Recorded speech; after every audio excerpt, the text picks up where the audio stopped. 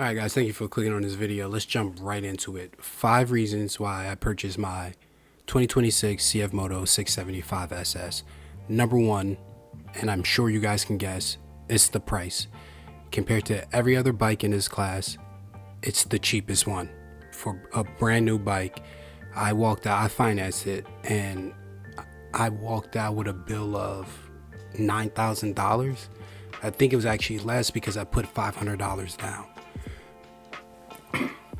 Compared to all the other bikes like the Kawasaki Ninja 650, the Honda CBR 650, the Aprilia RS 660, the Gixxer 8R, and the Yamaha R7, it is the cheapest one. All of the bikes I previously mentioned, they may be a little bit faster, or some of them are even slower, but only one of them contains more than 2 cylinders, which would be the Honda CBR 650 that has an inline 4, and the Cfmoto has a triple. So I wanted something with more than 2 cylinders. Okay, so number 1 would definitely be the price. I like the preferences before we jump to number 2. The dealership I purchased my 675Ss from were actually having a sale, so I did not purchase the bike at full MSRP, which is $7,999. I in fact purchased it for $7,400, so I saved a few $100. So let's get into number 2. Alright, so number 2 would pretty much be the looks. The look of the bike is just super futuristic. It's aggressive. It's athletic, you know. So number 2 would definitely be the looks. I mean, the Aprilia RS 660 is a phenomenal looking bike. I think it actually looks better than the Cfmoto 675.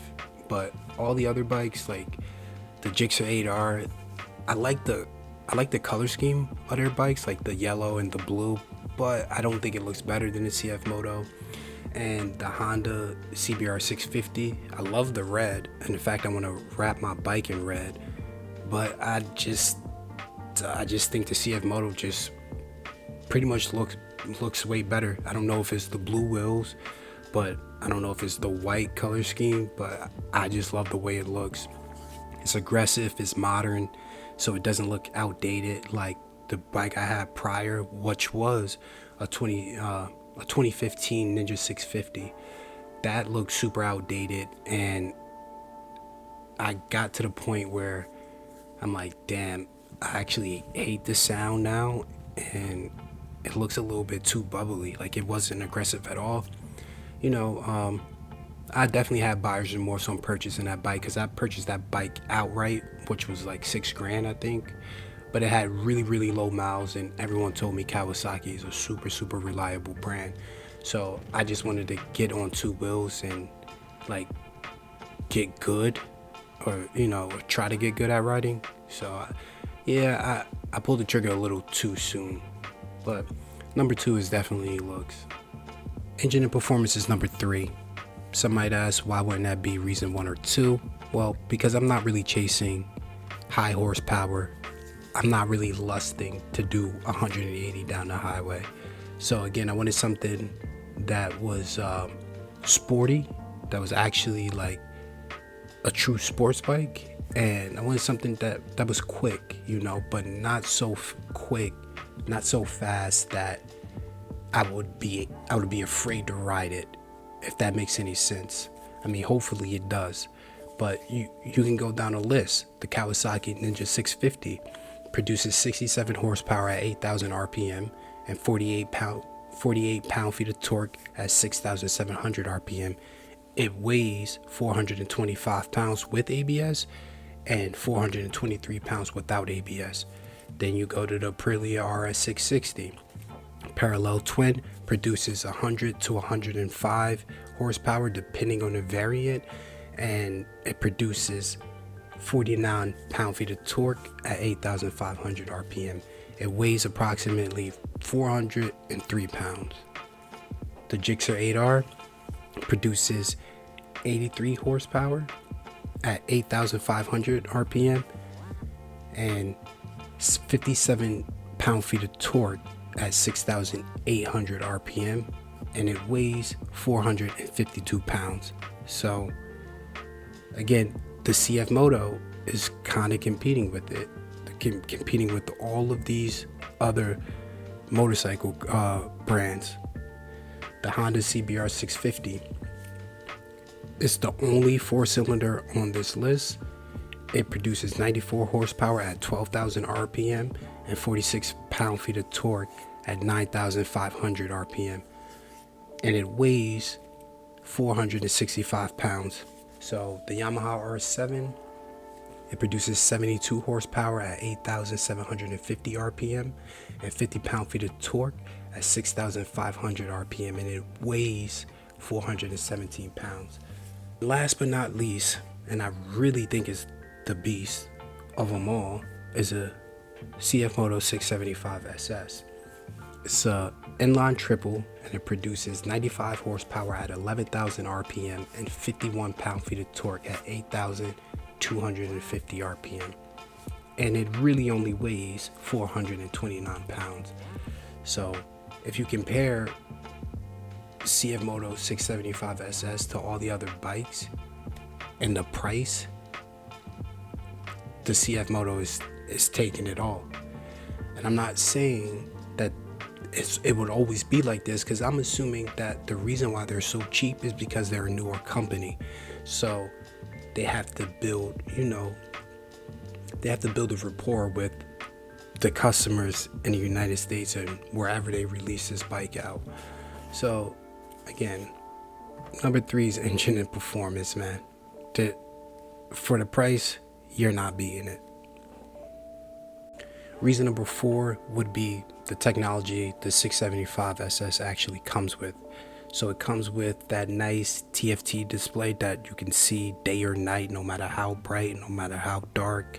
It also comes with Bluetooth connectivity.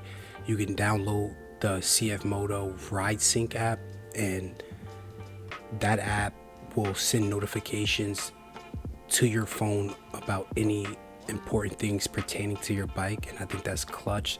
So you can always know where your bike is at all times just by opening the app and looking at where's my bike, or it'll send you a notification letting you know that your bike is on the move. It's pretty dope.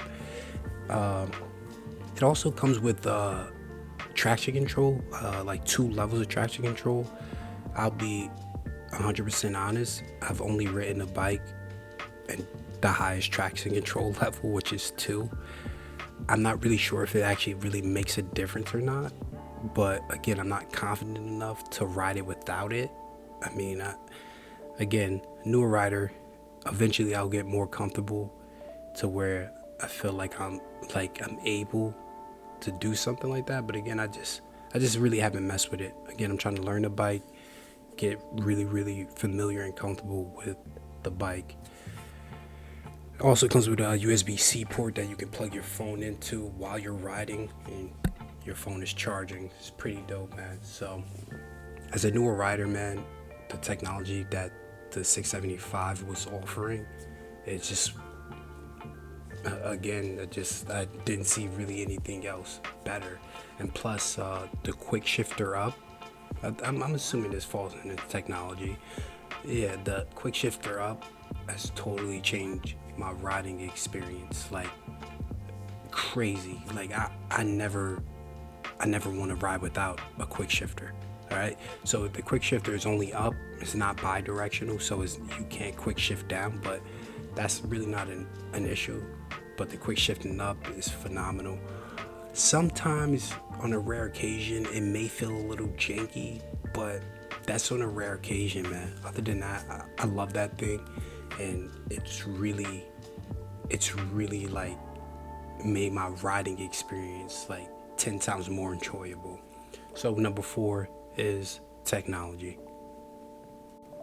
All right, number 5, I don't really necessarily believe this is like a good reason. Well, actually, number 5 is gonna be 2. All right, Aftermarket, it actually does exist. So on my current Cfmoto, I put frame sliders on there. I upgraded the seat What else? Upgraded the front windshield, and I also purchased an exhaust. So there's an aftermarket. I even believe there's like one or two companies that actually make a tune for this bike. You ship them your ECU and then they'll tune it for you. So again, the aftermarket does exist, contrary to what people might say on the internet. There is an aftermarket. It is eBay, but man, there's an aftermarket. Tag along with that is also that the 675Ss, it's different. Okay, it's different, man. And ever since I could remember, even growing up, I always wanted to be different than the pack, you know what I mean? So that's why I say it's not really like a reason to get it, like, oh, to be different. But I've always, some may say, rooted for the underdog in a lot of things, and I always wanted to just be different. Like, everyone has an iPhone, I want an Android. Just because everyone has an iPhone, I would like to be a little bit different. Even though people shit on Android, they just absolutely poop on us, it don't matter. I will not succumb to owning an iPhone. My work phone is an iPhone though. I barely use it because it's an iPhone. No shade to Apple users. I know you guys love your Apple, but back to the point. It's just that it's different. I didn't see, besides this one guy I met the other day, that was actually very, very recently. It was literally the other day when I was out riding. He has the same exact bike as me.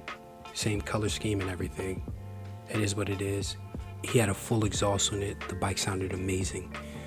But he himself even loved the bike. He's owned bigger bikes, 1000s, ZX6Rs. He's owned it. He said he had 2 bikes at the house, not including the 675 that he was on.